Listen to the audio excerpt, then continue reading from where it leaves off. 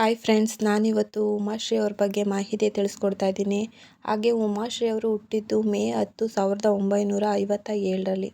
ಇವರು ಹುಟ್ಟಿದಂಥ ಊರು ಬಂದು ನೊಣವಿನಕೆರೆ ಅನ್ನೋ ಒಂದು ಗ್ರಾಮದಲ್ಲಿ ಇವರು ಹುಟ್ಟಿರುವಂಥದ್ದು.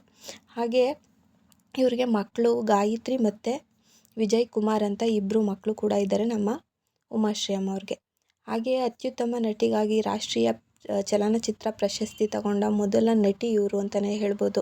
ಅದು ಕೂಡ ಗುಲಾಬಿ ಟಾಕೀಸ್ ಅನ್ನೋ ಕನ್ನಡ ಮೂವಿಗೆ 2008ರಲ್ಲಿ ಈ ಒಂದು ಪ್ರಶಸ್ತಿನ ಮುಡಿಗೇರಿಸ್ಕೊಳ್ತಾರೆ ನಮ್ಮ ಉಮಾಶ್ರೀ ಅಮ್ಮ ಅವರು. 31 ವರ್ಷಗಳಿಗೂ ಹೆಚ್ಚು ಅನುಭವ ಹೊಂದಿರುವ ರಂಗಭೂಮಿ ಕಲಾವಿದೆ ಅಂತಲೇ ಹೇಳ್ಬೋದು. ಹಾಗೆ ಬಿ.ವಿ. ಕಾರಂತ್, ಗಿರೀಶ್ ಕಾರ್ನಾಡ್ ಅವರಂತಹ ಪ್ರಸಿದ್ಧ ನಿರ್ದೇಶಕರೊಂದಿಗೆ ಕೆಲಸ ನಿರ್ವಹಿಸಿದ್ದಾರೆ ನಮ್ಮ ಉಮಾಶ್ರೀ ಅವರು. ಹಾಗೆಯೇ ಇವರ ಪ್ರಮುಖ ಚಿತ್ರ ಬಂದು ಗುಲಾಬಿ ಟಾಕೀಸ್. ಇದು ತುಂಬಾ ಒಳ್ಳೆ ಮೂವಿ ಅಂತಲೇ ಹೇಳ್ಬೋದು. ಉಮಾಶ್ರೀ ಅವ್ರಿಗೆ ಒಳ್ಳೆ ಹೆಸರು ಕೂಡ ತಂದುಕೊಡ್ತು ಈ ಒಂದು ಮೂವಿ. ಹಾಗೆ ಉಮಾಶ್ರೀ ಅಮ್ಮನವರು 14 ವರ್ಷದಲ್ಲೇ ಅವರು ಮದುವೆ ಆಗ್ತಾರೆ, ಪ್ರೀತಿಸಿ ಮದುವೆ ಆಗ್ತಾರೆ. ಆದರೆ ಗಂಡನಿಂದನೇ ಮೋಸ ಆಗುತ್ತೆ ನಮ್ಮ ಉಮಾಶ್ರೀ ಅವ್ರಿಗೆ. ಚಿಕ್ಕ ಮಕ್ಕಳನ್ನು ಹಾಗೆ ಹೆಂಡತಿಯನ್ನು ಬಿಟ್ಟು ಅವರ ಗಂಡ ಓಡಿ ಹೋಗ್ತಾರೆ.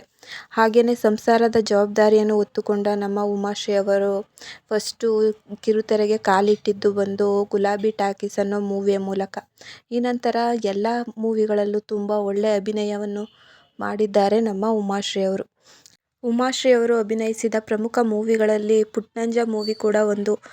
ಇದರಲ್ಲಿ ಇವರು ನಿರ್ವಹಿಸಿದ ಪಾತ್ರ ಮಾತ್ರ ಉತ್ತಮವಾಗಿತ್ತು. ಹಾಗೆ ಅತ್ಯುತ್ತಮ ಪ್ರಶಸ್ತಿ ಕೂಡ ತಗೊಂಡ್ರು. ಈ ಒಂದು ಪುಟ್ನಂಜ ಮೂವಿಗೆ ತುಂಬ ಒಳ್ಳೆ ಪಾತ್ರನ ಮಾಡಿದರು ಇದರಲ್ಲಿ. ಹಾಗೆ ಅನುಭವದಲ್ಲೂ ಕೂಡ ನಟಿಸಿದರು ನಮ್ಮ ಉಮಾಶ್ರೀ ಅವರು. ಇದರಿಂದ ಸ್ವಲ್ಪ ಅವರ ಮನಸ್ಸಿಗೆ ನೋವಾಗುವಂತೆ ನಡ್ಕೊಂಡ್ರೂ ಕೂಡ ಅಭಿಮಾನಿಗಳು ಇದನ್ನು ತಲೆ ಕೆಡಿಸ್ಕೊಳ್ಳಿಲ್ಲ ನಮ್ಮ ಉಮಾಶ್ರೀ ಅವರು.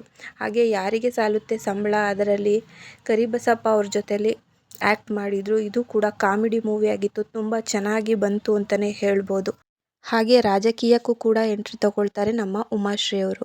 ಹಾಗೆಯೇ ಭಾರತೀಯ ರಾಷ್ಟ್ರೀಯ ಕಾಂಗ್ರೆಸ್ ಪಕ್ಷಕ್ಕೆ 2013ರಲ್ಲಿ ತೆರದಾಳ ಕ್ಷೇತ್ರದಿಂದ ವಿಧಾನಸಭಾ ಸದಸ್ಯರಾಗಿ ಆಯ್ಕೆ ಆಗ್ತಾರೆ.